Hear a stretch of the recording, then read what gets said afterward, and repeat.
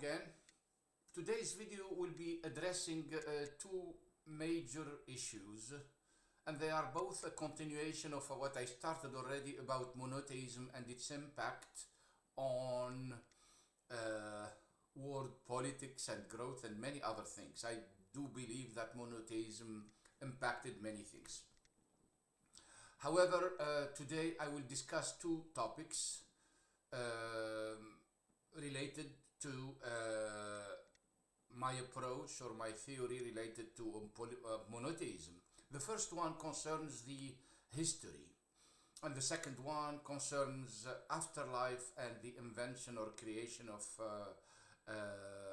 heaven and hell. So let's talk about, first of all, about history. As far as I know, there are four ways of approaching history. The first one will be a linear history. That means it will be continuing, going with us with no purpose except continue with time and space. So the more we live, the more history we create behind us, and in that sense, history will be the way we record what happened to us. So there is no end to it. The more things happen to us, the more we can write, and there is no goal or objective or behind it. It's just, it will continue. History here doesn't mean that it's positive or negative. It's really a recording of what happened. The second one was a cyclical kind of history, or circular basically, where we are talking about cycles that humanity goes through. This is especially with the Eastern kind of religion. There is always a cycle that happen of few thousand years, and at the end of each cycle there is a new reformer or something like that. And even Buddha, I think he's the number 7 in a line of enlightened people who happen every cycle. Now for this one is basically a complete, almost repetition of what happens. And here we can see that this will also match an approach with reincarnation. You are always dealing with something that happened to you one way or another in the past, and reincarnation take you back there, but in a positive way somehow. Yet it's still a reenactment of something that happened, and the cycle itself will be basically repeated or reenacted one way or another, and it will take also another reformer or Buddha to fix it.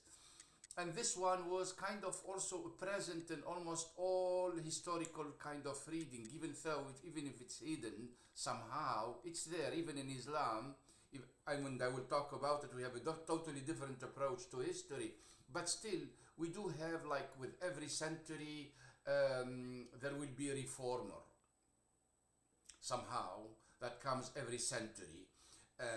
So it's in a replacement of prophets, because let's think about it this way. I mean, it looks, our reading of events goes this way. It goes down badly, and then all of a sudden God sends a prophet and fix it, and then it keeps going, and then it will deteriorate again. He sends another, and Muhammad himself said that the best century is my century, then the one after it, then the one after it. So it has a kind of a cyclical, but in a different way, and then I'm gonna get to it. The third approach to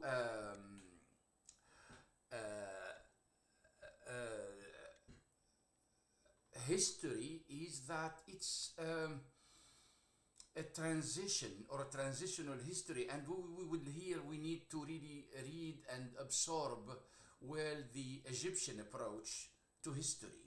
The Egyptian approach, I mean, there is no death basically in Egyptian kind of the Book of the Dead. Yes, there is, but it's a little bit different, because this life is just a transition from one to another. Therefore, the whole history will be going toward always the same kind of goal, which is moving us from this life to the other one, or to the one across the pond, basically, because there is a river that we will cross according to the Egyptians. So really absorbing the idea of history, or presenting history not as something that happened in the past, is quite interesting in these kind of esoteric kind of approaches to life, since anything apocalyptic requires an end to life and the starting of a new one. With these approaches, there is no end, so it's basically it continues. History here is not really a history in the sense that we perceive it. History is almost, I mean, the present is history too, and the future will become history too, and is history already, because it goes toward a certain, in a certain direction, no matter what. So we are not leaving something behind, we are continuing on our way to something ahead of us. So the behind us, it doesn't exist. Everything is a continuation. And here we have a move from this approach to the beginning of the apocalyptic kind of approach to history. And why I talk about history here in terms of the apocalyptic, because the apocalyptic requires or demands that this life ends at some point. You cannot have an afterlife without ending this one. Here, Judaism really plays the card in a different way. I mean, if we read well, in my opinion, the Old Testament, there is nothing after the death except death. There is nothing else. So, ending does not make a lot of sense. You don't need to make a big issue about it and ending this life, since there is nothing else after it. It is it. This is it. So this life is it, but also there is nothing after death except death itself. So here we do have an approach that was kind of, something was forming, but it required, even though for Judaism there was kind of a talk about Sheol and also about Gehenna, I mean that's Jesus somehow, but there was no real clear idea, and I don't think Judaism developed any idea about an afterlife. And in fact, yes, they never ended this one at a certain point, because the end is a continuation of death.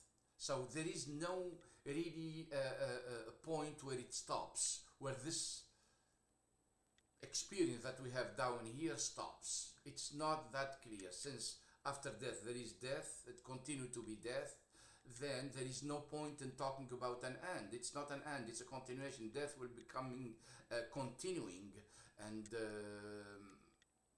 something permanent that will continue there. So we cannot talk about an afterlife in this case.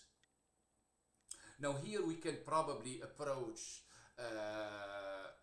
both Hegel and Marx as a continuation of this idea. Since there is nothing after this one, we need to make this one go toward a positive end or goal. I mean, we can probably meet Hegel in a very kind of immaterial word or approach to history, but Marx made it clear, and he talked about a beautiful, lovely, nice, just, equitable final society, the communist society. After the last revolution against the industrial society, we will end up basically going back to a form of just and equitable form of distribution of wealth.